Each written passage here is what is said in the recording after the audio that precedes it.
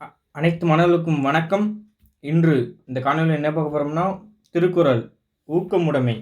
சரிங்களா? ஏற்கனவே நம்ம என்ன திருக்குறள்லாம் பார்த்துட்டோம்னா, சிலபஸில் உள்ளதுபடி வரிசையாக நம்ம ஷெட்யூல் படி கொடுத்துட்டு வரோம். அதில் ஊக்கமுடைமை தான் இந்த வீக்கில் டெஸ்ட்டு. ஸோ தேர்ட் வீக்கில் நம்மளுக்கு என்ன டெஸ்ட்னா ஊக்கமுடைமை. ஸோ இந்த அதிகாரத்தை தான் நம்ம பார்க்க போகிறோம். ஊக்கமுடைமை எவ்வளோ ரொம்ப முக்கியமானதுன்னு பார்த்துடலாம் வாங்க. ஊக்கமுடைமை அதாவது ஒரு மனசு மெலிதல் அடையாமல் இருக்கணும். அந்த ஊக்கத்தோடு இருந்தால் தான் ஒரு காரியத்தில் நம்ம வெற்றி அடைய முடியும். ஸோ அதனால் இந்த ஊக்கமுடைமை பார்த்தோன்னா அனைவருக்கும் தேவை. ரொம்ப ரொம்ப முக்கியமானது.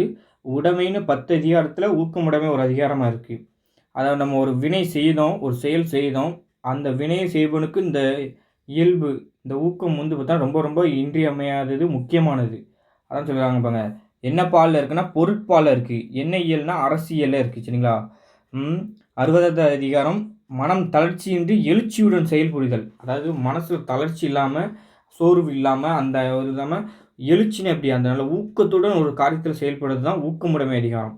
ஃபஸ்ட்டு திருக்குறள் பார்க்கலாமா? பாருங்க. உடையர் எனப்படுவது ஊக்கம் அஃதிலார் உடையது உடையாரோ மாற்றுனாரு. எப்படி? உடையர் எனப்படுவது ஊக்கம் அஃதிலார் உடையது உடையாரோ மாற்றுனாரு. இங்கே பாருங்க, நல்லா பாருங்க. இந்த திருக்குறள் ரொம்ப முக்கியம். உடையர்னா இது ஒருவர் உடையவர், அதாவது எல்லாம் உடையவர் என்கிட்ட இருக்குன்னு நம்ம உடையவர்னு சொல்லணும்னா யார் உடையவருங்க அப்படி சொல்லாங்க. ஒரு உடையவர் என்று சொல்ல சிறந்தது என்னது? உடையர் எனப்படுவது எது? ஊக்கம்தான். எது? ஒருவர் உடையவர் என்று சொல்ல சிறந்தது எது? ஊக்கம் என்னும் அந்த மன உணர்ச்சி தான். அந்த ஊக்கம் அந்த ஊக்கம்னு ஒன்று இருக்கலாம். அதுதான் பார்த்தீங்கன்னா அது யார்கிட்ட இருக்கோ அவர் தான் உடையவர் என்று எல்லாமே இருக்கிறவங்கன்னு சொல்லணுமா? அதான் ஒருவர் உடையவர் என்று சொல்ல சிறந்தது ஊக்கம் என்னும் அந்த மன உணர்ச்சி தான் அப்படின்ட்டாங்க. சரிங்களா? அஃதிலானது அந்த ஊக்கம் இல்லாதவர் எது? அத்தகைய ஊக்கம் இல்லாதவர்கள் எது? வேறு உடையது உடையாரோ அப்படிங்காரு. அதாவது வேறு எத்தகைய செல்வமாக இருந்தாலும் சரி, வேறு பழம், படைப்பழம், எல்லா பழமும் நீங்கள் இருந்தாலுமே அது பார்த்தா என்னது? அதான் சொல்கிறாங்க. அஃது இல்லார் மற்று உடையது உடையாரோ அப்படின்னு கேள்வி கேட்காங்க. அத்தகைய ஊக்கம் இல்லாதவர்கள் எப்படி? வேறு யாது உடையவராயினும் உடையவர் ஆவார்களோ ஆக மாட்டார்கள். எது? வேறு என்னதான் இருந்தாலுமே அவங்க தான் அவங்க எல்லாம் உடையவர்கள்னு சொல்லக்கூடாது. அவங்க பார்த்தீங்கன்னா ஸ்பெசிஃபிக்காக அது இது உடையவர்கள்னு சொல்லணும். ஆனால் ஊக்கம் இருந்துச்சுன்னு வச்சிங்களேன், நம்ம எல்லாமே நம்மளுக்கு கிடச்சிரும். அதுதான் சொல்லுவாங்க. ஒரு கருத்துரை பாருங்க. ஒருவரை உடையவர் என்று சொல்லச் சேர்ந்தது ஊக்கமே ஆகும். அந்த ஊக்கம் இல்லாதவர் எப்படி? வேறு யாது உடையவராயினும் உடையவர் ஆவாரோ ஆக மாட்டார். ஏன்னா ஊக்கம் இருந்துச்சுன்னா நம்ம எல்லாமே இது நம்ம எடுத்துக்கொண்ட காரியத்தில் பார்த்தா செயலில் பார்த்தா கரெக்டாக சக்ஸஸ் ஆகிரும். அப்போ பார்த்தா எல்லாமே கிடச்சிரும். ஊக்கம் இருந்துச்சுன்னு வச்சுக்கோங்களேன், அந்த ஒரு செயலில் பார்த்தா தோல்வி இருக்காது. அப்போ ஆட்டோமேட்டிக்காக என்னது? எல்லாமே கிடச்சிரும். அதை தான் சொல்கிறாங்க. ஊக்கம் தான் ஃபஸ்ட்டு, அதுக்கப்புறம் தான் மற்றதுலாம் அப்படிங்காங்க. அதுதான் ஒருவர்கிட்ட உடையவர்னா அது ஊக்கம் இருந்தால் தான் அது அவர் உடையவர்னு சொல்லணும். இல்லைன்னு வச்சுங்களேன், அப்படி ஊக்கம் இல்லாதவங்க எப்படி? அவர்கிட்ட வேறு எது இருந்தாலுமே அது பார்த்தா ஊக்கம் இல்லாதவர் தான் அப்படின்னு சொல்லிட்டாங்க. சரிங்களா? அதாவது பார்த்தா இது நம்ம எல்லாமே உடையவர். பொருள் உடைமைனாலும் சரி, எல்லா உடைமையும் இருக்குன்னா ஊக்கம் இருந்துச்சுன்னா எல்லாமே வந்துடும் அப்படின்னு தான் சொல்ல வர்றாங்க. சரிங்களா? இதில் ரொம்ப ரொம்ப திருக்குறள் இந்த முக்கியமானது என்னதுன்னா, நம்ம திருக்குறளோட ஓல்டு வெர்ஷன் பின்னாடி வச்சுருப்போம். ஸ்கூல் புக்கில் எத்தனைன்னா இந்த 2வது திருக்குறள் இருக்கும். 4, 5, 6 இந்த திருக்குறள் மட்டும் தான் ஸ்கூல் புக்கில் இருக்கும். சரிங்களா? ஆனால் நம்ம பார்த்தா மொத்தமாக படிக்கணும். அதுதான் நல்லது. இப்போ திருக்குறளில் கொஸ்டினை பின்னாடி வச்சுப்போம். அதாவது செய்யுள் பகுப்பு முறை பார்த்துடலாம். சரிங்களா? அதாவது ஒருவன் பெற்றிருக்கும் செல்வத்தினை விட அதனை பெறுவதற்கு காரணமாக இந்த ஊக்கம் தான் சிறப்புடையது. அதாவது ஒரு நிறைய பேர் செல்வம் பெற்றிருப்பான். அந்த செல்வத்தை பார்த்தா நம்ம பார்த்தோன்னா அது எப்படி பெற்றிருக்கோம்னா, அதை பெறுவதற்கு அந்த ஊக்கம் தான் காரணமாக இருந்திருக்கும். அப்படின்னா தான் அதை பார்த்தோன்னா நம்ம ஊக்கம் அந்த ஊக்கம் மிகுந்து அந்த ஊக்கம் ஆர்வத்தில் பார்த்தா நல்ல ஊக்கம் மிகுந்து தான் நம்ம ஒரு காரியத்தை செஞ்சு அதனால நமக்கு செல்வம் கிடச்சிருக்கும். அதெல்லாம் சொல்கிறாங்க. ஒருவன் பெற்றிருக்கும் செல்வத்தினை விட அதனை பெறுவதற்கு காரணமான அந்த ஊக்கம் தான் சிறந்தது அப்படின்னு பார்த்தா 1வது திருக்குறள்லேருந்து 4வது திருக்குறள் வரைக்கும் நம்ம சொல்லியிருப்பாங்க. சரிங்களா? அடுத்தல 5வது திருக்குறள்லேருந்து 7வது திருக்குறள் என்ன சொல்லுவாங்கன்னா, ஊக்கம் உடையவர்களோட உயர்ச்சி என்ன? ஊக்கம் இருந்துச்சுன்னா என்னென்னலாம் நமக்கு உயர்வு இருக்கும்? அதான் ஊக்கம் உள்ளவர்களுக்கு என்னென்ன உயர்வு இருக்கும் அப்படின்னு சொல்லியிருப்பாங்க. 8வது திருக்குறள் 10வது திருக்குறள் என்ன சொல்லுமா? 8 to 9, 8, 9, 10 இந்த 3 திருக்குறள் என்ன சொல்லுமா? ஊக்கம் இல்லையா அவன்கிட்ட? என்ன இழிவு உனக்கு? என்னெல்லாம் உங்களுக்கு பார்த்தா இது வரும். உனக்கு இழிவை நீ சந்திப்ப அப்படின்னு ஊக்கம் இல்லாதவரோட இழிவை பார்த்தா சொல்லியிருப்போம். ஸோ அது ரொம்ப தெரியணும். செய்யுள் பகுப்பு முறை நான் பார்த்தா நம்ம எல்லா வீடியோக்கும் கொடுத்துப்போம். எல்லா அதிகாரத்துக்கும் அதை படிக்கணும் நீங்கள். வச்சுக்கலாம். இப்போ பாருங்களேன், இது என்ன பார்த்தோம்? ஊக்கம் உடையர் எனப்படுவதுங்க. உடையர் எனப்படுவது ஊக்கம் அத்து இல்லார் உடையது உடையாரோ மாற்றுனரா. அதெல்லாம் உடையர்னு எனப்படுது. இது ஒரு உடையவர் என்று சொல்லப்படுவது ஊக்கம் தான். அந்த ஊக்கம் இல்லாத எப்படி வேறு யாது உடையவராயினும் அது வந்து என்ன இது இருந்தாலும் அவர் ஊக்கம் இல்லை, அவர் வந்து உடையவரே சொல்லக்கூடாது அப்படின்னு சொல்லிட்டாங்களா. அதான் பாருங்களேன், இந்த போலீஸ்காரங்க பாருங்க ஓவியத்தில் இந்த போலீஸ்காரங்க பாருங்களேன் ஊக்கம் இருக்குது. அப்போது என்ன ஆயிட்டு அவர் வந்து பார்த்தீங்கன்னா எல்லாத்தையும் வந்து பார்த்தீங்கன்னா இது அவனை வந்து பார்த்தீங்கன்னா தப்பான ஆளை வந்து கைது பண்ணுறாரு. அவர்கிட்ட ஊக்கம் இருக்குது. அப்போ வந்து பார்த்தீங்கன்னா அவர் தான் வந்து பார்த்தீங்கன்னா உடையவர். சரிங்களா. பாருங்க இவர்கிட்ட வந்து பார்த்தா செல்வம்லாம் இருக்குது. ஆனால் வந்து பார்த்தோன்னா ஊக்கம் இல்லை. ஊக்கம் இல்லாமல் என்ன ஆயிடுச்சு, தலைவன் வந்து பார்த்தா தூக்கிட்டு போயிட்டான், திருடிட்டு போயிட்டான். அப்போ வந்து பார்த்தீங்கன்னா இவர்கிட்ட என்னதான் செல்வம் மற்றது எல்லாம் இருந்தாலுமே ஊக்கம் இல்லைனால என்ன ஆயிட்டு மற்றதெல்லாம் வந்து பார்த்தீங்கன்னா போயிடும். அதனால வந்து பார்த்தீங்கன்னா ஊக்கம் தான் ரொம்ப முக்கியம். ஊக்கம் இருந்துச்சுன்னு வச்சுக்கோங்களேன் எல்லாமே வந்து பார்த்தா தானாக வந்துடும். சரிங்களா. அதான் ஒரு உடையவர் என்று சொல்ல சேர்ந்தது இது. இவர்கிட்ட வந்து பார்த்தீங்கன்னா இப்போ செல்வம் இருந்தாலும் எல்லாமே இருந்தாலும் ஊக்கம் இருந்துச்சுன்னு வச்சுக்கோங்க இவர்கிட்ட எல்லாமே இருக்குது, இவர்கிட்ட தான் இருக்குது. அதனால உடையவர் என்று சொல்ல சேர்ந்தது எது ஊக்கம் தான். அந்த ஊக்கம் இல்லாத வந்து பார்த்தோன்னா வேறு செல்வம் எது இருந்தாலுமே வந்து பார்த்தா அவர் உடையவரே சொல்ல முடியாது அப்படின்னு சொல்லிட்டாங்க. சரிங்களா. 2வது பாருங்க, உள்ளம் உடைமை உடைமை பொருள் உடைமை நில்லாது நீங்கி விடும்னாரு. எப்படி உள்ளம் உடைமை உடைமை பொருள் உடைமை நில்லாது நீங்கி விடும். எப்படி உள்ளம் உடைமை உடைமை பொருள் உடைமை நில்லாது நீங்கி விடும்னாரு. 592 திருக்குறள். சரிங்களா. உள்ளம் உடைமை அப்படின்னா என்னது பாருங்க, உள்ளம்னு என்னது இங்க ஊக்கம் தான் சொல்லுது. உள்ளம்னு என்னது ஊக்கம். அதாவது உடைமைன்னு என்னது உடையவராக இருப்பதே. உடைமை என்ன என்னது ஒருவருக்கு நிலையான உடைமையாகும். அதாவது ஒரு சொல்லுவாங்களா, ஊக்கம் உடையவருக்கு தான் எல்லாம் உண்டாவதால் உடைமையாவது ஊக்கம் உடைமை தான் அப்படின்னு சொல்றாங்க. சரிங்களா. அதாவது இது ஊக்கம் உடையவராக இருந்தேன்னு வச்சுங்க அவருக்கு தான் வந்து அதுதான் வந்து ஒரு நிலையான உடைமைன்னு எப்படி நிலையான செல்வம் அப்படின்னு சொல்றாங்க. சரிங்களா. உடைமைங்கிறது செல்வத்திலையும் எடுத்துக்கலாம், நம்ம வந்து பார்த்தீங்கன்னா பொதுவாக எடுத்துக்கலாம். சரிங்களா. எல்லாமே இருக்கிறதாலும் எடுத்துக்கலாம், எப்படின்னா எடுத்துக்கலாம். ஊக்கம் உடையவராக இருப்பது தான் ஒருவருக்கு நிலையான உடைமை நிலையான செல்வம் அப்படின்னு சொல்லிட்டு பொருள் உடைமை நில்லாது நீங்கி விடும்ட்டாங்க. பொருள் உடைமை இருந்து மற்ற நீங்கள் என்னெல்லாம் பொருள் சேர்த்து வச்சுருந்தாலும் என்னதான் செல்வம் எல்லாம் சேர்த்து வச்சுருந்தாலும் அந்த பொருள் உடைமை என்ன ஆயிருமா பாருங்க, பொருள் உடைமை இல்லாது நீங்கி விடுங்காரு. செல்வம் பெற்றிருப்பது மற்ற செல்வங்கள்லாம் நீங்கள் பெற்றிருப்பது எப்படி நிலைத்திருக்காமல் அகன்று போய்விடும். எப்படி நிலைத்திருக்காமல் எப்படி அகன்று போய்விடும்ட்டாரு. ஸோ வந்து பார்த்தா அது ரொம்ப ரொம்ப முக்கியம். அதனால வந்து பார்த்தீங்கன்னா உள்ளத்தில் ஊக்கம் வந்துச்சுன்னு வச்சுக்கோங்களேன், மனசில் ஊக்கம் வந்துச்சுன்னா எப்படி அதுதான் உங்களுக்கு வந்து பார்த்தீங்கன்னா நிலையான ஒரு உடைமை. உடைமைன்னு எழுது நிலையானது, அதுதான் நிலையானது. சரிங்களா. நிலையான உடைமைனா இதுதான் நிலையான செல்வம், நிலையானது எல்லாமே அதுதான். அப்படி அது இல்லைன்னு என்ன ஆயிரும், பொருள் உடைமை நீங்கள் எவ்வளோதான் செல்வம் மற்ற இதெல்லாம் சேர்த்து வச்சிருந்தாலும் நிலம் லேண்ட் எல்லாம் சேர்த்து வச்சிருந்தாலும் அந்த பொருள் உடைமை எப்படி அந்த செல்வம் பெற்றிருப்பது எப்படின்னா நிலைத்திருக்காமல் அகன்று போய்விடும். அதான் சொல்கிறாங்க. சரிங்களா. ஊக்கம் உடையாரை இருப்பதுதான் ஒருவருக்கு நிலையான உடைமையாகும். கருத்துரை பாருங்க. மற்றபடி பொருள் உடைமை என்பது நிலையாக நில்லாமல் நீங்கிவிடும். ஸோ வந்து பார்த்தா ரொம்ப ரொம்ப முக்கியம். பாருங்க இந்த ஓவியத்தில் இவர் ஊக்கம் இருக்கனால தான் வந்து பார்த்தீங்கன்னா இதை விரட்டுதாரு. அதை விரட்டி வந்து பார்த்தா அவர்கிட்ட தான் அதான் ஊக்கம் உடையார இருப்பதுனால தான் அவருக்கு வந்து பார்த்தா எல்லாமே கிடைக்கும். ஏன்னா அவர் வந்து பார்த்தா ஊக்கம் இருக்குது அவர்கிட்ட. அதனால் வந்து பார்த்தா ஒரு அவருக்கு உணவுனாலும் கிடைக்கி வேறு எதுனாலும் கிடைக்கும். ஆனால் மற்றபடி பொருள் உடைமை வந்து பார்த்தோன்னா என்பது இவர்கிட்ட வந்து பார்த்தா என்னதான் பொருள் இருந்தாலுமே அவர் வந்து பார்த்தா எப்போ அவர்கிட்ட நீங்களும் தெரியாது. அதான் சொல்லியிருக்காங்க. சரிங்களா. 3வது திருக்குறள் பாருங்க, ஆக்கம் இழந்தோம் என்று அல்லவார் ஊக்கம் உருவந்தம் கைத்துடையார் அப்படிங்காரு. சரிங்களா. ஆக்கம் இழந்தோம் என்று அல்லவார் ஊக்கம் உருவந்தம் கைத்துடையாருங்காரு. இப்படி ரொம்ப ரொம்ப முக்கியம் இந்த திருக்குறள். ஒருவந்தம்னு என்னது நிலைத்திருப்பதாகிய, ஒருவந்தம்னு என்னது நிலைத்திருப்பதாகிய ஊக்கம் எது ஊக்கத்தினே கைத்துடையார் என்னது தமது கைப்பொருளாக உடையவர். அதாவது நிலைத்திருப்பது எதுனா ஊக்கம் தான் சொல்றாங்க. இங்க என்ன சொல்ல வராங்கன்னா எல்லாத்துலேயுமே இந்த நிலைத்திருப்பது எதுனா ஊக்கம் தான்ப்பா. அதனால வந்து பார்த்தா இந்த அந்த நிலைத்திருப்பதை அந்த ஊக்கத்தினை நீ வந்து பார்த்தா உன்னோட கைப்பொருளாக வச்சுட்டு இருந்துச்சுங்க. நீங்கள் அதுதான் உன்ட்ட இருக்க வந்து ஆயுதமாக நீ உன்னோட கைப்பொருளாக உடையவர்களாக நீங்கள் இருந்துட்டேன்னா ஆக்கம் இழந்தோம் என்று அல்லவாருங்கார். எப்படி ஆக்கம்னு என்னது செல்வம் இல்லைன்னா நம்மளோட மற்ற இது சுற்றி இருக்க எதை இழந்தாலும் அது வந்து பார்த்தா இழந்து விட்டோம் என்று நினைத்து விடாதே நீ.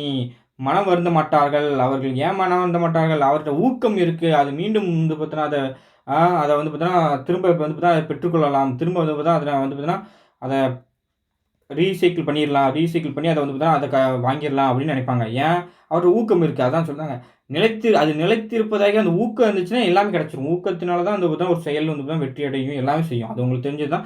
அதனால் அந்த ஊக்கம் தான் ரொம்ப முக்கியம். நம்ம எடுத்துக்கொண்ட காரியத்தில் ஃபஸ்ட்டில் வந்து பார்த்தா ஊக்கம் இருக்கும், அடுத்து குறைஞ்சிடக்கூடாது. அந்த ஊக்கம் குறைஞ்சிட்டா உங்களுக்கு ஆட்டோமேட்டிக்காக நேரும் அந்த அதில் வந்து பார்த்தா தோல்வியை சந்திக்க நேரிடும். அதனால் ஊக்கம் வந்து பார்த்தீங்கன்னா ஃபஸ்ட் ஸ்டார்டிங்கில் என்னது இருக்கோ அதை விட கூட தான் போகலாம் தவிர குறைய போயிடக்கூடாது.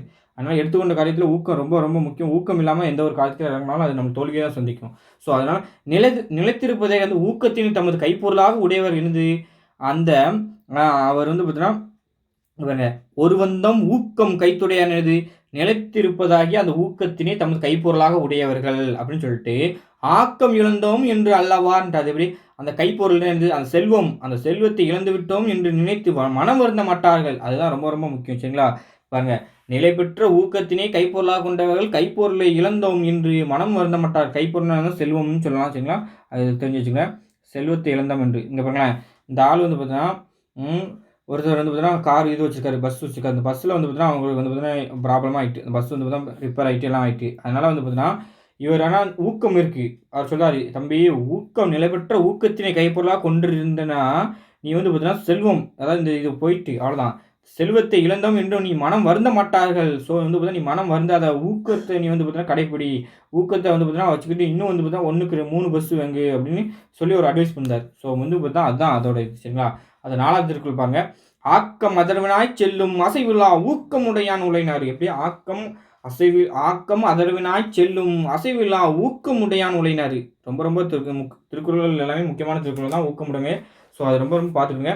ஆக்கம் அதர்வினாய் செல்லும் அசைவில்லா ஊக்கமுடையான் உழைனார். எப்படி ஆக்கம் அதர்வினாய் செல்லும் அசைவில்லா ஊக்கமுடையான் உழைனார். சரிங்களா?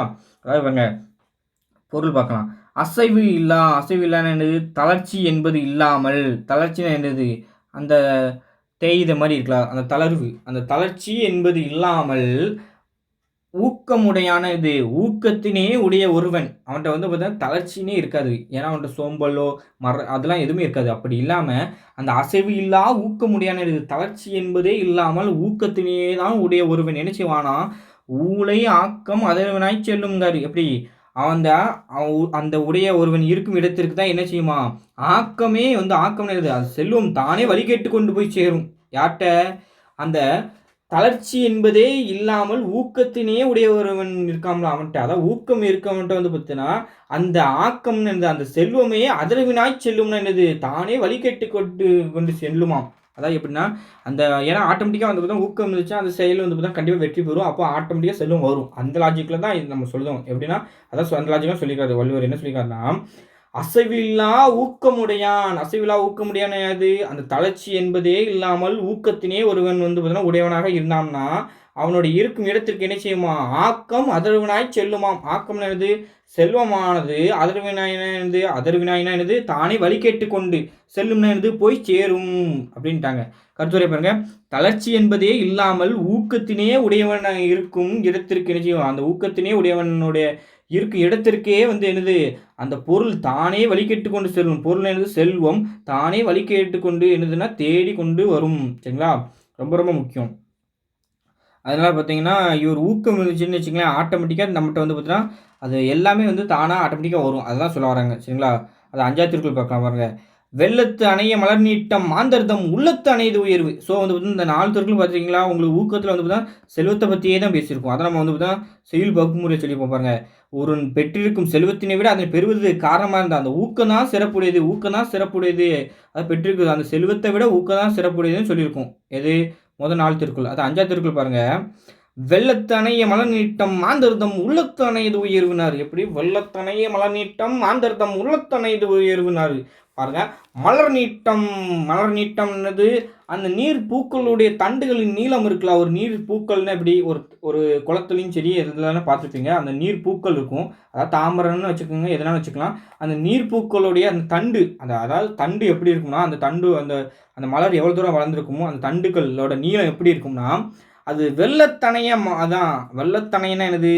அது இருக்கின்ற நீரின் அளவு தான் இருக்கும். அது எவ்வளோ நீர் இருக்கோ அவ்வளோ பெருசாக அந்த தண்டு வந்து வளர்ந்துருக்கும். கட்டையாக தான் இருந்துச்சுன்னு வச்சுங்க தண்டு, அதாவது இந்த குளமே கட்டையாக தண்ணி கம்மியாக தான் கிடக்குன்னா அப்போ அதுக்கு தகுந்த தண்டு இருக்கும். அவ்வளோ பெருசாக வளர்ந்துருக்கும். ஆனால் குளம் வந்து பார்த்தீங்கன்னா நல்லா பெருசாக நல்ல இது வந்து பார்த்தீங்கன்னா லாங்காக நல்ல ஆழமாக இருந்துச்சுன்னா என்ன ஆகும்னா அதுவும் இந்த நீர்ப்பூக்களோட தண்டும் வந்து பார்த்தீங்கன்னா அதுவும் பெருசாக இருக்கும். அதான் சொல்கிறாங்க மலர் நீட்டம்னு என்னது? நீர் பூக்களுடைய தண்டுகளின் நீளம். வெள்ளத்தணையன் என்னது? அது இருக்கின்ற நீரின் அளவினை தான் இருக்கும். ஸோ அதுபோல தான் மாந்தர் உள்ளத்தணையது உயர்வு. மாந்தர் உள்ளத்து அணையது உயர்வுங்காரு. மாந்தர் என்னது? அந்த மக்களுடைய உங்களுடைய அப்படின்னு சொல்றாரு. சரிங்களா?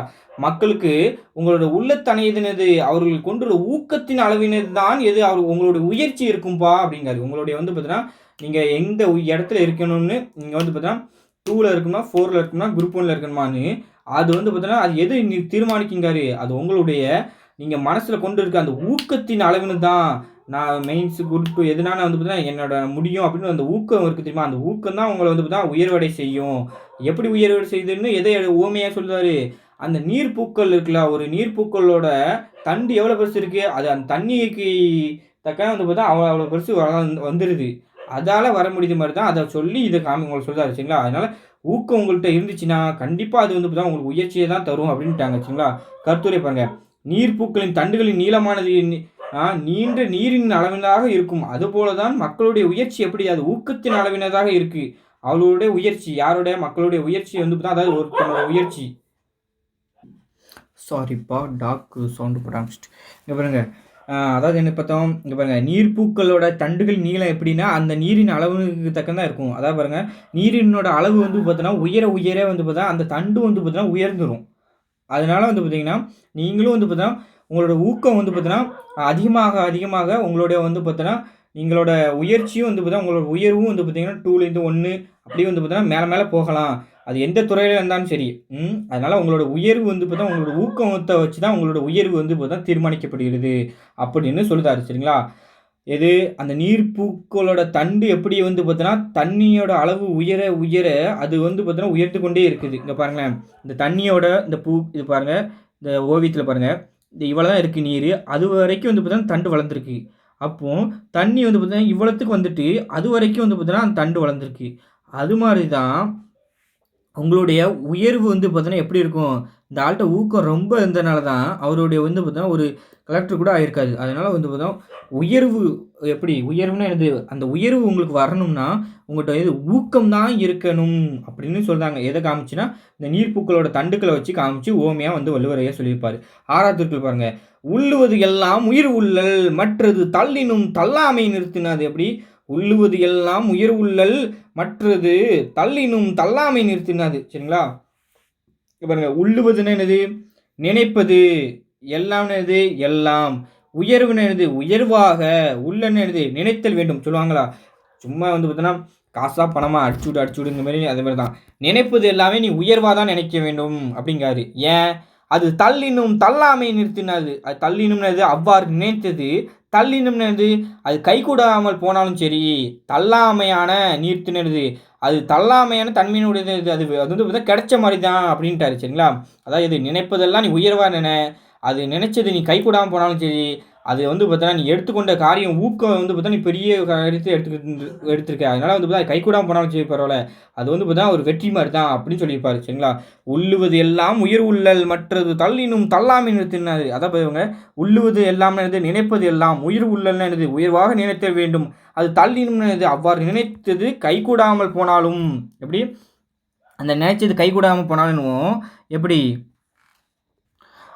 அது அந்த நெனச்சது வந்து பார்த்தீங்கன்னா, நீங்க உயர்வா நெனச்சது, அதாவது வந்து பார்த்தீங்கன்னா ஏன்னா, நம்ம ஊக்கத்தினால தான் அந்த ஒரு உயர்வு வந்து பார்த்தீங்கன்னா, நம்ம நெனைக்க முடியும். சும்மா வந்து பார்த்தீங்கன்னா, மத்தெல்லாம் நெனைக்க முடியாது. அப்போ நீ உயர்வா நெனச்சுட்ட, அது தள்ளினும்னு எப்படி அது வந்து பார்த்தீங்கன்னா, கைகூடாம போனாலும், அது வந்து பார்த்தீங்கன்னா, தள்ளாமை நிறுத்தினது, அது வந்து பார்த்தீங்கன்னா, ஒரு ஒரு பழிப்பாவத்துக்கு வந்து பார்த்தீங்கன்னா, இது ஆகாது அப்படின்னு சொல்லிட்டாங்க வச்சுக்கங்களா. தள்ளாமை நிறுத்தினது, அந்த தள்ளாமையான தன்மையினுடையது எப்படி? அது வந்து ஜெயிச்ச மாரி தான். அது ஒண்ணு. அதுக்கப்புறம் வந்து பார்த்தா, அது அந்த சிந்தனை வந்து பார்த்தா, அந்த உயர்வான சிந்தனை, அந்த ஊக்கம் மிகுதியான அந்த சிந்தனை, அது என்னைக்கும் தோல்வியாகாது. கண்டிப்பா வெற்றியா தான் ஆகும் அப்படின்னு சொல்லிட்டாங்க சரிங்களா. அதனால தான் சொல்லுவாங்க, "உள்ளுவது எல்லாம் உயிர் உள்ளல் மற்றது தள்ளினும் தள்ளாமை நிறுத்துன்னு" சொல்லியிருப்பாரு சரிங்களா. தங்கள் நினைப்பது எல்லாம் உயர்வாக நினைத்தல் வேண்டும். அவ்வாறு நினைத்தது கைகூடாமல் போனாலும், அந்த கருத்து தள்ளாத தன்மையினுடையதுன்னு அந்த கருத்து வந்து பார்த்தீங்கன்னா, அது வந்து பார்த்தீங்கன்னா, ஒரு இந்த அந்த பழிக்கப்படாது. யாராலயும் வந்து பார்த்தீங்கன்னா, அது வந்து பார்த்தீங்கன்னா, ஒரு படாது, பழிக்கப்படாது அப்படின்னு சொல்லியிருப்பாரு. சரிங்களா?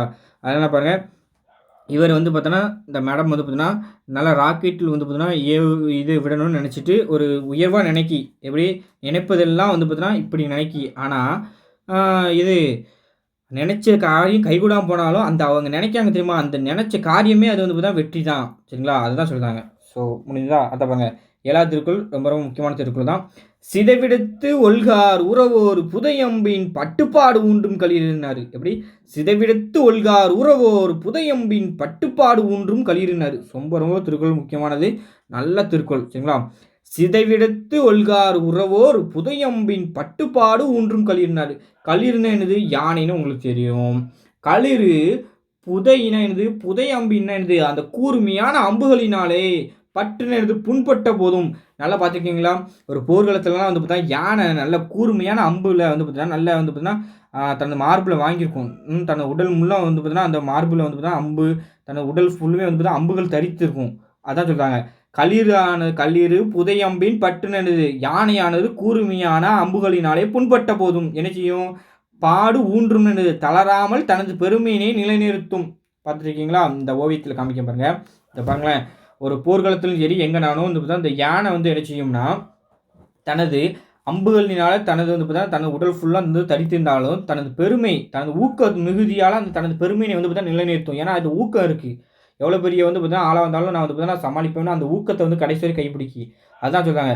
அதாவது யானை வந்து கூர்மையான அம்புகளினாலே புண்பட்டுட்டு, தன்னை வந்து தாக்கியதினாலுமே என்ன செய்யும்? தளராது ஊக்க மிகுதியினால தளராது தனது பெருமையினை வந்து பார்த்தா நிலைநிறுத்த பார்க்கும். ஆ மற்ற நாட்டு அரசர்கள் வந்து எதிர்த்து போர் வந்தாலும், அவர்கள் அம்புகள் தரித்தாலும் என்ன செய்யும்? அந்த யானை வந்து பார்த்தா ஊக்க மிகுதியுடன் என்னது? பல புண்கள் தரிப்பட்ட நிலையும் என்னது? விழுப்புண் இருந்தாலுமே அது என்ன செய்யும்? தனது பெருமையினை நிலைநிறுத்தும். அதுபோல தான் என்ன செய்யணும்னா, அதுபோல அப்படின்னு சொல்லிட்டு, "உறவோர் சிதைவிடத்து ஒல்கார்" இதுதான் ரொம்ப ரொம்ப முக்கியம். "உறவோர் சிதைவிடத்து ஒல்கார்ன்னா" என்னது? ஊக்கமுடையவர்கள் உறவோர்னா எது? மனசுல ஊக்கமுடையவர்கள் என்ன செய்வாங்கன்னா, சிதைவிடத்து ஒல்கார்ன்னு என்னது? தான் கருதிய உயர்ச்சிக்கு சிதைவு வந்த போதும், அதாவது தான் நெனச்ச காரியத்துக்கு தன்னோட ஊக்க மிகுதியால தனது ஒரு உயர்வான காரியத்த நீங்க நெனச்சிருக்கு. அதுக்கு வந்து சிதைவுன்னு என்னது? அதற்கு வந்து பார்த்தா ஒரு கஷ்டம் வந்தாலும் என்ன செய்யக்கூடாது? அதான் ஆக்கம் அதனால் சில அசைவிலா ஊக்கமுடையான் நூலை பார்த்தோம். இன்னொன்னு என்ன பார்த்தோம்? ஆக்கம் இழந்தோம் என்று அப்படின்னு பார்த்தோம். அதே மாரி சொல்றாரு. உறவோர் சிதைவிடத்து ஒல்கார்ன்னு என்னது? தாம் கருதிய உயர்ச்சிக்கு நீ என்னது? ஒரு சிதைவு வந்த போதும், அதுக்கு வந்து பார்த்தா ஒரு ஒரு கஷ்டம் வந்தபோது நீ என்ன செய்வது?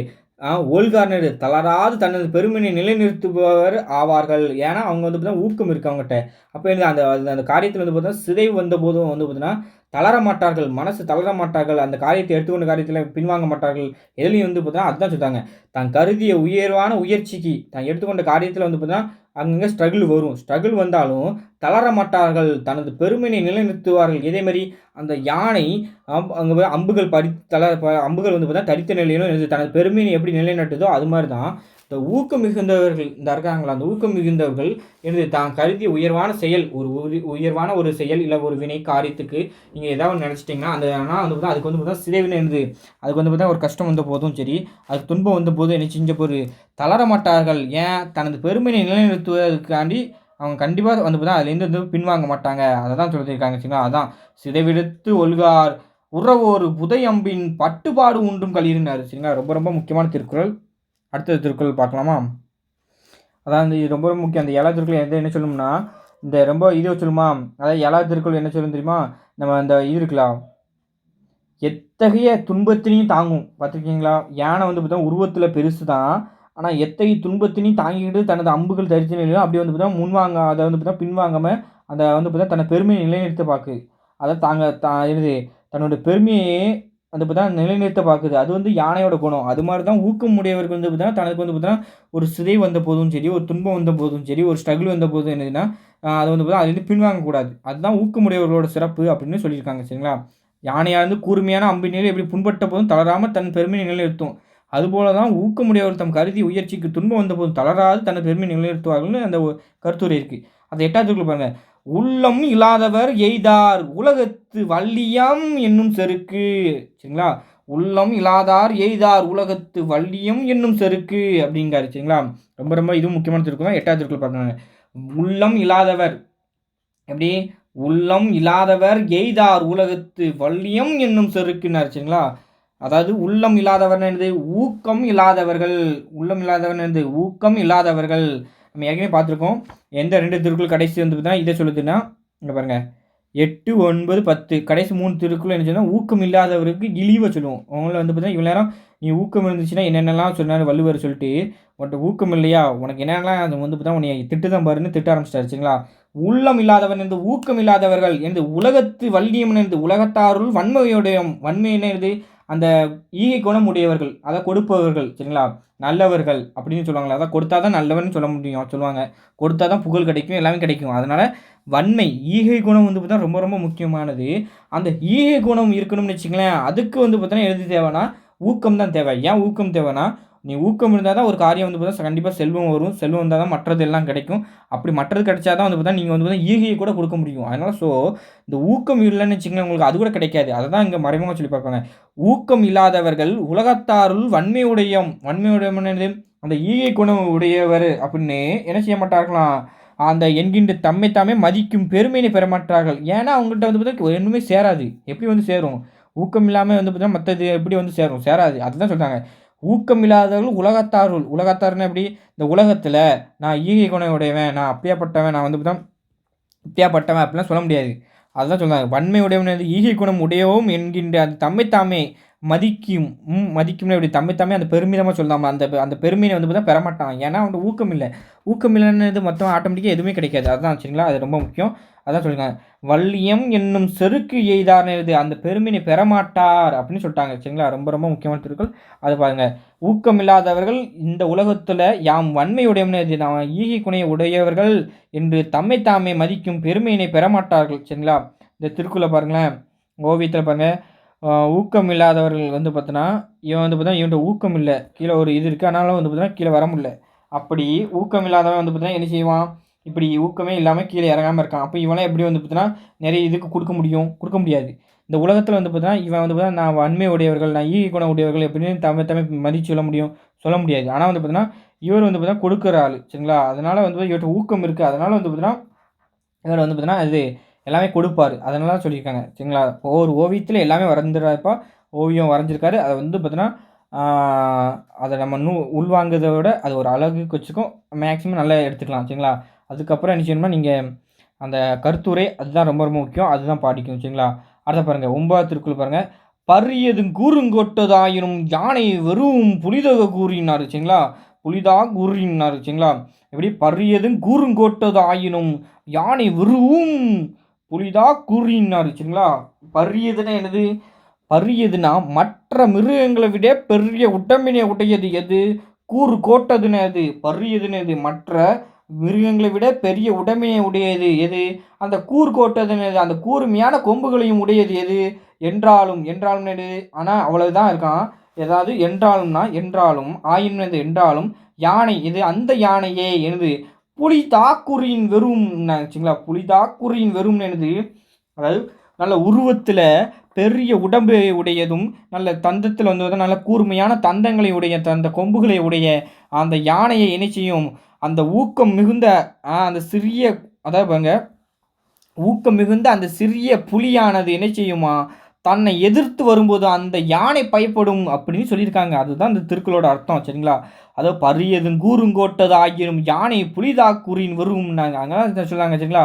"நீ என்னத்தான் உருவத்தில் நீ பெருசா இருந்தாலும் உன்ட்ட ஊக்கம் இல்லன்னு வச்சுக்கயேன், அந்த உருவத்தில சிறிய அந்த புலி மாதிரி உன்ட்ட சின்னதா ஆள் பார்க்க ஆள வச்சு எடை போடக்கூடாது. ஊக்கத்த வச்சு தான் எடை போடணும்." அப்படின்னு சொல்லிட்டாங்க சரிங்களா?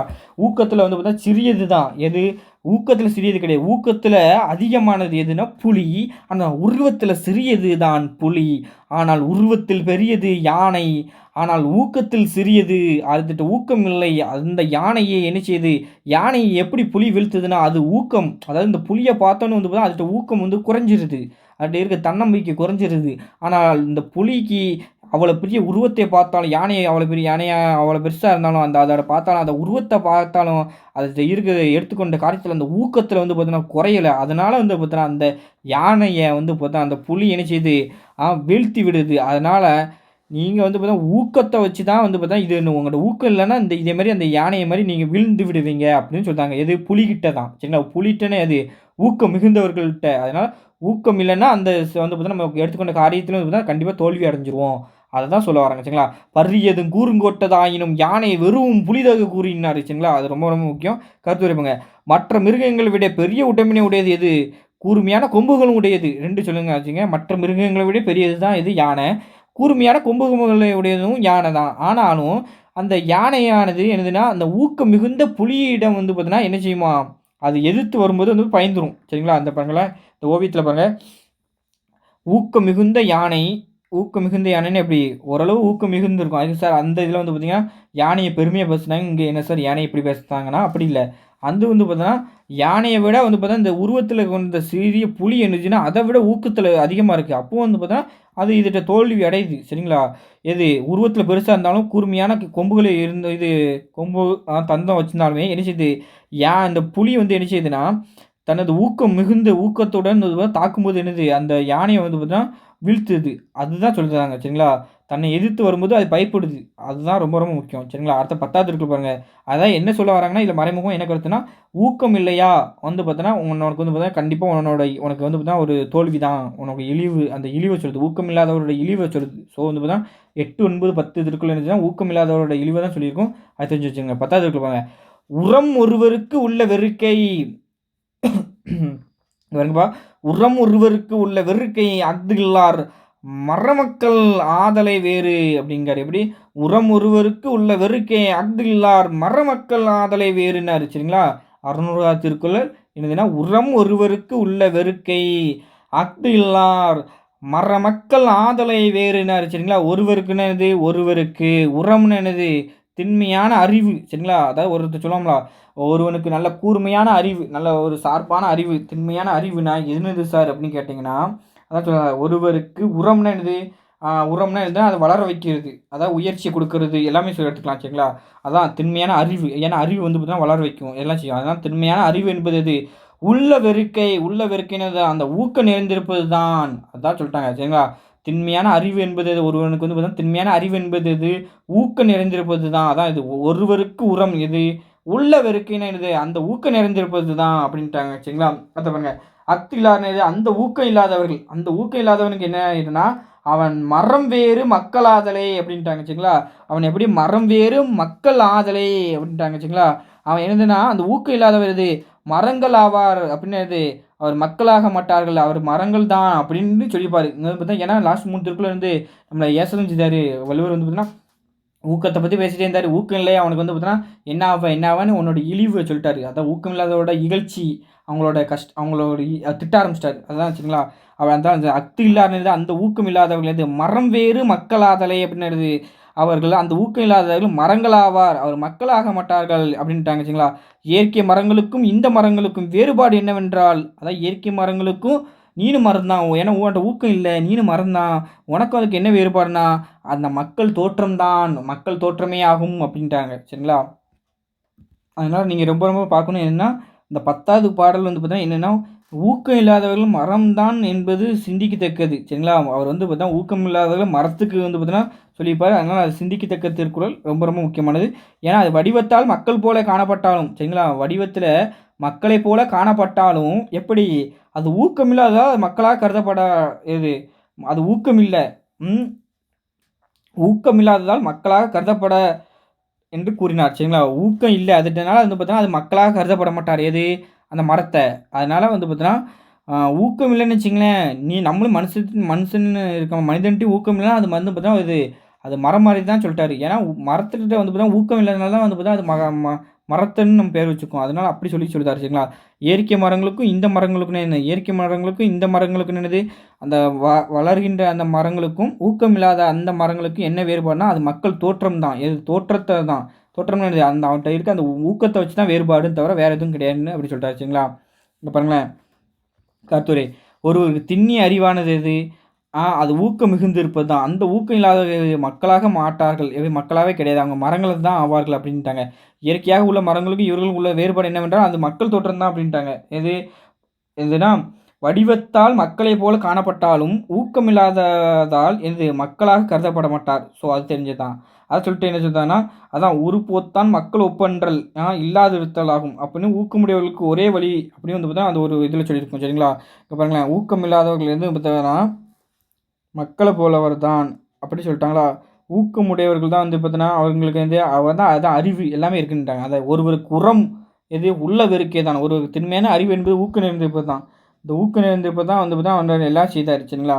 ஊக்கம் இல்லைன்னு வச்சுக்கங்களேன், இப்படி தான் வந்து பார்த்தீங்கன்னா, உட்காந்துட்டு மரம் மாரி தான் அப்படின்னு சொல்லிட்டாங்க. சரிங்களா? அதான் செய்யுள் பகுமுறை பார்த்தா என்னது 1ஆம் திருக்குறள்லேருந்து 4ஆம் திருக்குறள்லேருந்து ஒருவனுக்கு பெற்றிருக்கும் செல்வத்தினை விட இது அந்த ஊக்கம் தான் சிறந்தது அப்படின்னு சொல்லியிருப்பாங்க. அடுத்தல 5ஆம் திருக்குறள்லேருந்து 7ஆம் திருக்குறள்லேருந்து ஊக்கம் இருக்குன்னா அவன்கிட்ட என்னென்னலாம் உயர்வு இருக்கும், அவன்கிட்ட என்னென்ன உயர்ச்சி இருக்கும் அப்படின்னு சொன்னாங்க. அதான் 8ஆம் திருக்குறள் 9ஆம் திருக்குறள் 10ஆம் திருக்குறள்னு சொன்னாங்க. ஊக்கம் இல்லாதவரோட இழிவை சொன்னாங்க. செம்மையா சொன்னாங்க. சரிங்களா? ஐயா வள்ளுவரையும் வந்து பார்த்தா திருக்குறள்ல அடி தூள் கிளப்பிருவாரு. அதனால ஊக்கம் இல்லாதவர்களுக்கு கண்டிப்பா தோல்வி தான் கிடைக்கும். அது ஊக்கம் இல்லாதவர்கள்ட்ட செல்வம் அடைய வராது. அதனால ஊக்கம் இல்லாதவர்கள் வந்து பார்த்தா ஈகை குணம் உடையவர்களா ஆக முடியாது. ஊக்கம் இல்லன்னா உங்களுக்கு வந்து பார்த்தா எதுவுமே கிடைக்காது. அதுதான் சொல்ல வராங்க. அதனால ஊக்கம் இல்லாதவர்களோட இழிவு, அவங்களுக்கு என்ன துன்பம் வரும், அதெல்லாம் வந்து பார்த்தா கடைசியில சொல்லினது தான். சரிங்களா? திருக்குறள பாருங்களேன். திருக்குறளில் மாந்தரின் உள்ளத்து உயர்வு எதனோடு ஒப்பிடப்படுகிறது? "வெள்ளத்தனைது மலர் நீட்டம் மாந்தர்தம் உள்ளத்தனைது உயர்வு" அப்படின்னு பார்த்தோம். ஏன்னா, அந்த நீர்ப்பூக்கள் தண்டுகளின் நீர்ப்பூக்களின் அளவிற்கு ஏற்ப தான் வந்து பார்த்தோன்னா, அது நீரின் அளவிற்கு ஏற்ப தான் தண்டு பூக்கள் வளர்ந்து பார்த்தா தண்டு வளருது. ஸோ, அது மாரி தான் உங்களுடைய ஊக்கம், நீங்க எவ்வளோ ஊக்கம் உயர்வு வச்சிருக்கீங்களோ, அதுக்கு தக்கன தான் உங்களோட உயர்வு இருக்கும். ஸோ, நீங்க நிறைய ஊக்கத்தோட வந்து பார்த்தா ஒரு இது ப்ரிப்பேர் பண்ணீங்கன்னா ஒரு எக்ஸாம, நீங்க கண்டிப்பா வந்து பார்த்தா பெரிய எக்ஸாம் கூட வந்து பார்த்தா கிளியர் பண்ணலாம். அததான் சொல்ல வராங்க. சரிங்களா? அந்த நீர்ப்பூக்கள வச்சு, அந்த உவமைய வச்சு சொல்லிப்பாரு. ஸோ, வந்து பார்த்தா ஒரு திருக்குறள்ல தான் கொஸ்டின் இருக்கு. அதான் அவ்வளதான். இப்ப ஏற்கனவே வந்து பார்த்தீங்கன்னா, ஸ்கூல் புக்ல 4 திருக்குறள் தான் இருக்கு. 4 திருக்குறள் மட்டும் படிச்சா போதுமா கேட்டா, கண்டிப்பா போறாது. அதனால நம்ம அவுட் ஆஃப்பும் படிக்க வேண்டியது இருக்கும். ஸோ, இந்த பிடிஎஃப் வந்து பார்த்தீங்கன்னா, உங்களுக்கு பேட்ச் ஸ்டூடண்ட்க்கு அனுப்பிருவேன். சரிங்களா? அடுத்ததுல வந்து பார்த்தீங்கன்னா, நம்ம வீடியோல வந்து பார்த்தீங்கன்னா, நான் ஒண்ணு சொல்ல வேண்டியது இருக்கு. இந்த இந்த வீக்க நீங்க எப்படி படிக்கணும்னு நான் உங்களுக்கு சொல்லியிருக்கிறேன். சரிங்களா? இங்க பாருங்கப்பா, ஊக்கமுடைமை இப்ப குடுத்துட்டேன். அடுத்து 7த் நியூ புக் 5 யூனிட் அத நான் வந்து பார்த்தீங்கன்னா, டெய்லி ஒண்ணு பண்ணி விட்டுருவேன். ஸோ, நீங்க அத படிச்சுருங்க. சரிங்களா? திங்கள், செவ்வா, புதன், வியாழன், வெள்ளி 5 நாளைக்கு ஒரு வீடியோ அனுப்பி விட்டுருவேன். அதான் இந்த வேர்ச்சொல், வேர்ச்சொல்லிருந்து வினைமுற்று, வினையெச்சம், வினையாளன் பெயர்.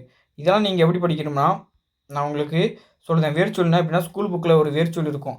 அந்த வேர்ச்சொல்ல நம்ம மொத்தமா பிடிஎஃபாவும் குடுத்துருவோம். அதுக்கப்புறம் வேர்ச்சொல்ல எங்கெல்லாம் இருந்து எடுத்துட்டு போகணும்னு நான் ஒரு வீடியோ குடுப்பேன். அது குடுத்துட்டு, அதுக்கப்புறம் வினைமுற்றுனா என்ன, வினையெச்சம்னா என்ன, வினையாளன் பெயர்னா எப்படின்னு என்னன்னு நான் உங்களுக்கு கான்செப்ட் நடத்தி தந்துருவேன். ஸோ, என்னென்னு சொல்லி தந்துருவேன். ஸ்கூல் புக்ல எங்கெல்லாம் இருக்கோ அதையும் வந்து பார்த்தீங்கன்னா, நான் பிடிஎஃபா குடுத்துருவேன். அது ரொம்ப முக்கியம். பெயரெச்சம், பெயரெச்சத்தோட வகையறிதல். இதான் பெயரெச்சத்தோட வகையறிதல் தான் குடுத்துருக்கேன். நியூ புக், ஓல்டு புக் எங்கெங்கலாம் இருக்கோ அத குடுத்துருவேன். அதுக்கும் வந்து பார்த்தீங்கன்னா, ஒரு பிடிஎஃப் அனுப்பி விட்டுருவேன். அத நீங்க படிச்சிடணும். சரிங்களா? இதெல்லாம் வந்து பார்த்தீங்கன்னா, இந்த அயற்சொல் டாபிக்லாம் வந்து பார்த்தீங்கன்னா, ஸ்கூல் புக்ல உள்ளதும் நான் நடத்துவேன். ஸ்கூல் புக்ல உள்ள பிடிஎஃப்பும் பிடிஎஃப் ஆக்கி வச்சுப்போம். அதையும் குடுப்பேன். அவுட் ஆஃப்ல உள்ளதும் நான் கொஞ்சம் குடுப்பேன். அதையும் யூஸ் பண்ணிக்கோங்க. வினைச்சொல். இந்த வினைச்சொல்லும் வந்து பார்த்தீங்கன்னா, ஸ்கூல் புக்ல எங்க இருக்கு? சிறப்பு தமிழ்ல இருந்தாலும் சரி, நான் மொத்தமா கான்செப்ட் வந்து பார்த்தீங்கன்னா நடத்தி குடுத்தோம். அத பார்த்துக்கங்க. அடுத்தல 2 வினைச்சொற்களோட வேறுபாடு வந்து ஒரே இடத்துல தான் இருக்கும் ஸ்கூல் புக்ல. அந்த ஒரு இடத்துல நடத்திட்டு அத வந்து ஓல்டு கொஸ்டின் குடுத்துருவேன். ஸோ வந்து பார்த்தீங்கன்னா, ஓல்டு கொஸ்டின் எது எதுக்கெல்லாம் இருக்கோ அது அதுக்கெல்லாம் ஓல்டு கொஸ்டின் குடுத்துருவேன். நீங்கலாம் வந்து பார்த்தீங்கன்னா, ஓல்டு கொஸ்டின் நான் வந்து பார்த்தீங்கன்னா, இருந்துச்சுன்னா கண்டிப்பா குடுத்துருவேன். சார் அந்த இதுக்கு எங்க ஓல்டு கொஸ்டின் அதுக்கு எங்கன்னு கேட்கக்கூடாது. சரிங்களா? இருந்துச்சுன்னா உங்களுக்கு கண்டிப்பா அனுப்பப்படும். அதனால வந்து பார்த்தீங்கன்னா, எதுவுமே வந்து பார்த்தீங்கன்னா, இருந்துச்சுன்னா உங்களுக்கு கூட தான் அனுப்பப்படும். சரிங்களா? பேட்ச் ஸ்டூடண்ட்க்கு. அது அந்த எழுத்துப்பிழை, ஒற்றுப்பிழை எறிதல். எழுத்துப்பிழை, ஒற்றுப்பிழை எறிதல் தான் ரொம்ப ரொம்ப முக்கியமானது. இதில வந்து பார்த்தீங்கன்னா, ஸ்கூல் புக்ல உள்ளதும் நம்மட்ட இருக்கு. ஏன்னா, வல்லினம் மிகும், வல்லினம் மிகா. இது ஸ்கூல் புக்ல எங்கெங்க இருக்கு. அதுவும் நம்மட்ட இருக்கு. கான்செப்ட் ரிலேட்டடா. அதுக்குள்ள விதியும் நான் உங்களுக்கு சொல்லி தரேன். ஃபர்ஸ்ட்டு. அடுத்த வீக்ல நம்ம வந்து பார்த்தீங்கன்னா, வல்லினம் மிகும், வல்லினம் மிகா சந்திப்பிழை தான் வச்சிருப்போம். ஸோ, அதையும் நான் உங்களுக்கு வந்து பார்த்தீங்கன்னா, அந்த அவுட் ஆஃப் புக்ல இருக்குது. சரிங்களா? ஒற்றுப்பிழை அறிதல். எதுன்னா, ஒரு 56 விதி இருக்கு. எது வல்லினம் மிகாதுக்கு மட்டுமே 56 விதி இருக்கு. ஸோ, அதையும் நான் உங்களுக்கு இது பார்த்தீங்கன்னா, சொல்லி தந்துருவேன். சரிங்களா? இப்ப பாருங்களேன். கூட, பற்றி, பொருட்டு, பால், குறித்து தவிர எழுவாயாக நிற்கும் பெயர்ச்சொற்களுடன் கூட, பற்றி, பொருட்டு, பால், குறித்து தவிர ஆகிய ஒட்டுகள் சேரும்போது வல்லின மிகாதான். சரிங்களா? தலைவர் கூட அப்படிங்கிறது வந்து பார்த்தீங்கன்னா, அங்க வந்து கூடன்னு இருக்கு. நாடு பற்றி அப்ப வந்து பார்த்தீங்கன்னா, அங்க இப்போ வரக்கூடாது. ஆசிரியர் பொருட்டு ஏன் இப்போ வரக்கூடாது? பசு குறித்து ஏன் இப்போ வரக்கூடாது? ஆடு தவிர ஏன் இத்து வரக்கூடாது? இப்படி வந்து பார்த்தீங்கன்னா, அததான் சொல்லுவாங்க. கூட, பற்றி, பொருட்டு, பால், குறித்து தவிர பால் குறித்து பால் குறித்து தவிர எழுவாயாக நிற்கும் பெயர்ச்சொற்களுடன் கூட, பற்றி, பொருட்டு, பால் குறித்து தவிர ஆகிய ஒட்டுகள் சேரும்போது சரிங்களா? அந்த ஒட்டுகள் சேரும்போது எதுன்னா வல்லினம் மிகாது. ஸோ வந்து பார்த்தீங்கன்னா, தோறும் இங்க பாருங்க. தேரும், தோறும் இதெல்லாம் பெயர்ச்சொல்லோட வந்து பார்த்தா இதெல்லாம் வரும்போது பின்னொட்டுகள் வந்து பண்ணும்போது வல்லினம் மிகாது. ஸோ வந்து பார்த்தா இதெல்லாம் என்ன கான்செப்ட் இதெல்லாம் நான் உங்களுக்கு சொல்லி தந்துருவேன். இது ஒட்டுப்பிழைலாம் வந்து பார்த்தா அடுத்த வீக்ல சேர்த்தேன்னு சொல்லுவேன். ஒரே வீக்ல நடத்த முடியாது. ஒரே வீக்ல ஸ்கூல் புக்க தான் உங்களுக்கு சொல்ல முடியும். நான் வேணா நடத்தி தந்துருவேன். இதெல்லாம் மிக மிக மிகவும் சொல்லி தந்துட்டு நான் வேணா குடுத்துருவேன். சரிங்களா? அதனால வந்து பார்த்தா கொஞ்சம் டீட்டெயிலா நடத்திருவோம். அதனால அது வந்து பார்த்தீங்கன்னா, அந்த டாபிக் கொஞ்சம் பெருசா போகும். எந்த டாபிக்கு? அந்த 2 டாபிக் மட்டும். ஸோ வந்து பார்த்தா நீங்க சார் என்ன சார் இந்த 2 டாபிக் இன்னும் எங்க சார் அப்படின்னு கேள்வி கேட்கக்கூடாது. சரிங்களா? எழுத்துப்பிழையும், ஒற்றுப்பிழையும் வந்து பார்த்தீங்கன்னா, அது வந்து பார்த்தீங்கன்னா, அது அப்படிதான். சரிங்களா? அது கொஞ்சம் நெறைய டாபிக் பெரிய டாபிக். ஸோ வந்து இதா தான் ஆகும். கவர் ஆகும். ஏன்னா, அந்த சந்திப்புலயும் அதுவும் ஒரே டாபிக் தான். எல்லாமே ஒரே டாபிக் தான். ஸோ வந்து அதனால வந்து பார்த்தீங்கன்னா அந்த டாபிக் வந்து பார்த்தா மெதுவா தான் வரும். சரிங்களா? உங்களுக்கு பிடிஎஃப் வேணா ஸ்கூல் புக்ல உள்ளத அனுப்பி விட்டுருவேன். ஸோ வல்லினமிகு எங்க, வல்லினமிகா எங்கன்னு அனுப்பி விட்டுருவேன். சரிங்களா? 2 வினைச்சொற்கள் வேறுபாடு அப்படிதான். ஸோ இந்த வீடியோ வந்து பார்த்தா இந்த இதுக்குள்ள வீடியோவும் அப்பப்போ வந்து பார்த்தா வந்துட்டே இருக்கும். டெய்லி வந்து பார்த்தா 1, 2ன்னு வந்துட்டே இருக்கும். ஸோ வந்து பார்த்தா உங்களுக்கு வெள்ளிக்கிழமை ஈவினிங்குள்ள வந்து பார்த்தா எல்லா வீடியோ வந்துரும். சரிங்களா? சரிப்பா. Thank you. அடுத்த வீடியோ சந்திக்கலாம். நன்றி, வணக்கம்.